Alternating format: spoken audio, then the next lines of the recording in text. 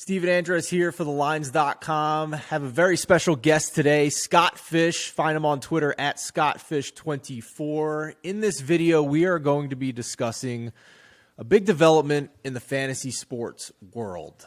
PayPal has been sued. A class action lawsuit has been filed against PayPal and Venmo, which is owned by PayPal, headlined by none other than 2003 World Series of Poker main event champion Chris Moneymaker. The gist of this lawsuit is that they are claiming that PayPal seizing money or freezing funds associated with fantasy sports and March Madness pools and the like is illegal. We aren't going to get into the legality of that here. We are not legal experts. The courts will decide that, but hopefully this video will help give fantasy managers, fantasy commissioners, people that run pools with their friends, at least some advice moving forward now with this situation. And Scott is one of the best people to talk to in that area. He has a lot of experience with sites that will hold money and for your fantasy leagues. League Safe is one of those that will get you out of the weeds of this situation with PayPal and Venmo. Obviously, if you're in fantasy football, you know Scott from the Scott Fish Bowl, the amazing charity league that goes on every single year. And Scott, thank you for joining us. I guess my first question is, how did you start hearing about this? Because I know I start seeing it on fantasy Twitter here and there, but it seemed like this really blew up now more than ever at the end of this fantasy football season. Yeah. It really started in the pandemic here with COVID that it really took off. But I had heard stories for years. And we're talking 5, 6, 7 years. I've heard 0 to 3, 4 maybe stories a year of people who had their accounts frozen by PayPal, all the money in there locked. They couldn't pay out their leagues. Just a couple a year trickle in. Last year, and that's when Chris Moneymaker got his frozen, I started hearing about them all the time. And this last year, I'd heard 10, 12, 15 stories.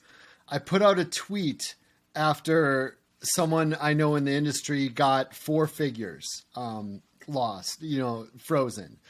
And after that tweet, and of course, Matthew Berry quote tweeted it, hundreds upon hundreds of stories came rushing my way via DM, via email, and just replies and quote tweets to those.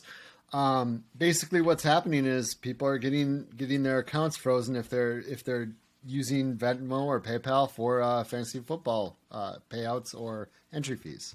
So the lawsuit contests, among other things, that, quote, this action stems from PayPal's widespread business practice of unilaterally seizing funds from its clients' financial accounts without cause and without any fair or due process.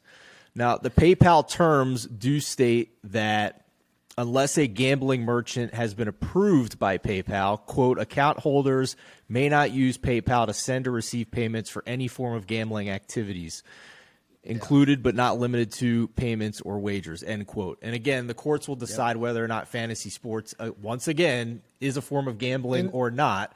There have been legal discussions and rulings about that in the past. This one will be decided in the Northern District of California, United States District Court. But again, it was Chris Moneymaker and a 12-man league and for $12,000. I just had somebody tweet me this morning as we record this. The lawsuit was filed on Thursday, January the 13th. It's now Friday morning as we record this. I just had somebody tweet me that it happened to them for $250,000. So it's widespread, right? I want to put this out there. Like, they do mention specifically under those terms under the gambling section, fantasy sports and pools and stuff like that. And if people are thinking you need to have a lot of money for this to happen, I had a guy who his $5 league, got his account and his friend's accounts frozen for a $5 fantasy league. There used to be a thing where you could put in the comments, happy birthday, or this is for dinner or whatever, and that would do it. But I had a trust and securities person for a different company, not PayPal, chime in and be like, no, they have tons of data on you. They use algorithms. They're going to find you regardless of that now. And they've really ramped that up over the last year or two. So it's not a safe spot. Yeah, yeah, perfect piece of advice there, right? Don't think that you can use what we've done for years and other people have done for years and just put a different comment in there or something different. They're a little bit more complex on that front than they used to be. Chris Moneymaker, kind of tongue in cheek, told me his best advice is for people to learn how to use cryptocurrency, which you know, take it for what it's worth. It certainly is a way around this. Any other advice before we wrap up here, Scott, that you would give people? We both play in a ton of fantasy football leagues. We have a ton of friends and colleagues that are in this space that are dealing with this situation. I know somebody in a dynasty league that still hasn't paid out their league because they're afraid to move the money or they don't know what to do with the money. So any advice you can give to people right now, because this isn't going to stop. March Madness pools are next. We have people that play in golf pools all over the country. This is a year-long thing. It's not just fantasy football.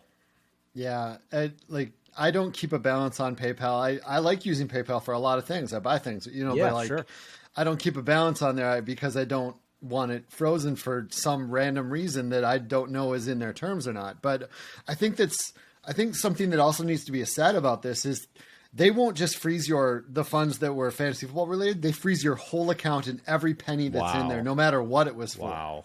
So it's not, and they will, and almost every story, they have seized that funds after 180 days, claiming it as damages. So basically, if this happens to you, you're going to lose all that money. My advice: use bank-to-bank transfer type things like Zelle or whatever. There's for fantasy contests specifically. There's companies like LeagueSafe out there. There's other companies that do the similar.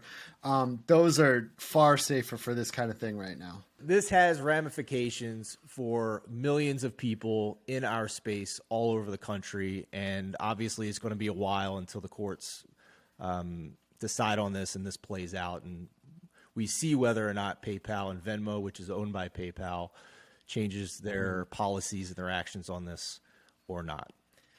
Can I make one more statement just because some people are confused about this? A lot of sites like the FanDuels, the DraftKings, the Fanball, like Yahoo, Underdog, they use PayPal as to get money in and out. Those are pre-approved businesses, and they do it for withdrawal and deposit. They aren't paying entry fees with PayPal specifically, and they're not paying out winners specifically. That's why those are allowed. If you're watching this and curious, that's why those are allowed. Those are pre-approved for this. This is for your casual, normal player. Yeah, this what we're talking about specifically is a friend of yours, the commissioner of your league, so to speak, or the treasurer, whoever's in charge of holding money, collecting entry fees and using PayPal or Venmo as kind of a quasi bank account for those entry fees. That's what we're talking about. Yep. Again, Scott, thank you. Fantastic advice on this topic, and best of luck to everybody out there. Keep these things in mind no matter what type of fantasy sports or pool you're running with your friends.